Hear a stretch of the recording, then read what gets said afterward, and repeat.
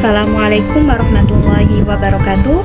Perkenalkan, saya Nabila Setia Izati, mahasiswi Magister Pendidikan Agama Islam semester 1. Pada video kali ini, izinkan saya menjelaskan materi tentang hadis dhaif dan hadis maudhu, yang mana pada pembahasan ini penting dalam kajian ilmu hadis agar kita mampu memahami kualitas hadis dan lebih bersikap hati-hati dalam menerima serta menyampaikannya.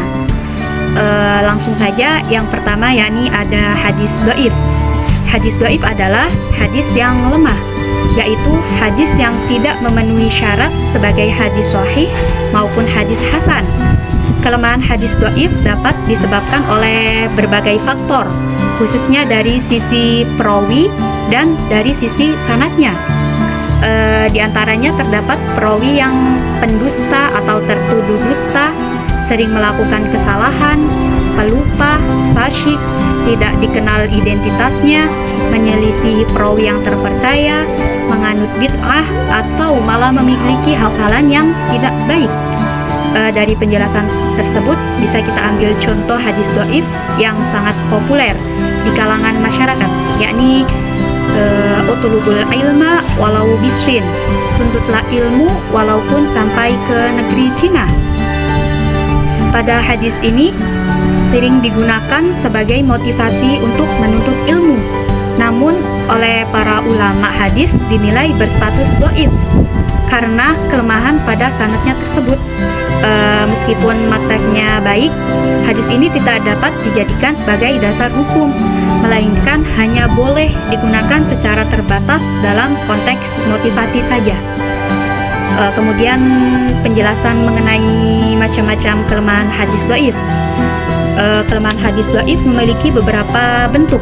Yang pertama, kelemahan yang disebabkan oleh sanad terputus secara jelas, yang termasuk di dalamnya adalah hadis mursal, hadis yang gugur nama sahabatnya.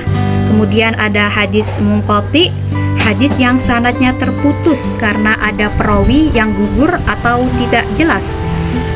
Selanjutnya ada hadis mu'dal, hadis yang gugur dua perawi atau lebih secara berturut-turut. Ada pula hadis mu'allaq, hadis yang dibuang bagian awal sanadnya, baik satu perawi maupun lebih. Selain itu terdapat kelemahan sanad secara samar atau khafi, seperti hadis mudallas, yang mana artinya hadis yang disembunyikan cacat sanadnya sehingga tampak seolah-olah perawinya bertemu langsung dengan gurunya, padahal kenyataannya tidak demikian. Kemudian ada bentuk kelemahan lain hadis dhaif karena masalah keadilan perawi, seperti hadis matruh, yaitu hadis yang ditinggalkan karena diriwayatkan oleh perawi yang tertuduh dusta dan tampak kefasikannya. Selain itu, kelemahan hadis dhaif dapat berasal dari kedobitan atau ketelitian perawi, seperti hadis munkar, hadis mu'allal, hadis mudraj, hadis maqlub, muttarib, syad, dan bentuk kelemahan lainnya yang menunjukkan adanya cacat pada sanad atau matan hadis. Namun perlu dipahami bahwa tidak semua hadis dhaif itu harus ditinggalkan. Hadis dhaif tetap termasuk hadis, hanya saja statusnya lemah dan bukan hadis palsu. Sebaliknya, tidak semua hadis sahih otomatis dapat diamalkan tanpa melihat konteks dan ketentuan para ulama. Selanjutnya yakni ada hadis maudhu. Hadis maudhu adalah hadis palsu, yaitu hadis yang sengaja dibuat-buat dan dinisbatkan secara dusta kepada Nabi Muhammad. Hadis ini tuh bukan berasal dari Nabi, tetapi dikarang oleh seseorang lalu disandarkan seolah-olah itu berasal dari beliau. Seperti itu. Untuk hukum meriwayatkan hadis maudhu adalah haram apabila disampaikan tanpa menjelaskan bahwa hadis tersebut palsu.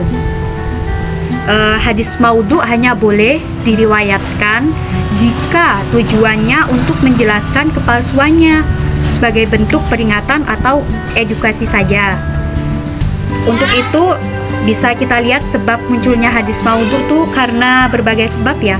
Antara lain pemalsuan oleh kaum zindik untuk merusak Islam, membela mazhab atau aliran tertentu, mendekatkan diri kepada penguasa, kesalahan hafalan, lemahnya ingatan periwayat di akhir usianya, keinginan memenangkan perdebatan, mencari popularitas, serta alasan targhib dan tarhib yang keliru.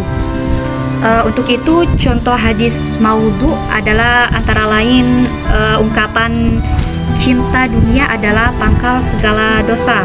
Kemudian ada hadis tentang kewajiban ziarah kepada Nabi setelah haji. Kemudian ada hadis tentang pembicaraan di masjid yang disebut memakan kebaikan. Para ulama hadis menegaskan bahwa hadis-hadis tersebut berstatus hadis maudhu. Seperti itu.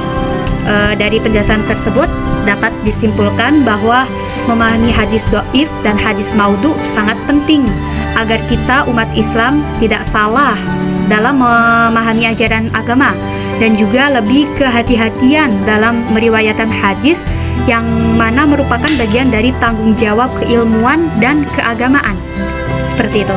Sekian penjelasan dari saya, semoga bisa dipahami. Mohon maaf apabila ada kesalahan dalam menjelaskan materi. Saya ucapkan terima kasih. Wassalamualaikum warahmatullahi wabarakatuh.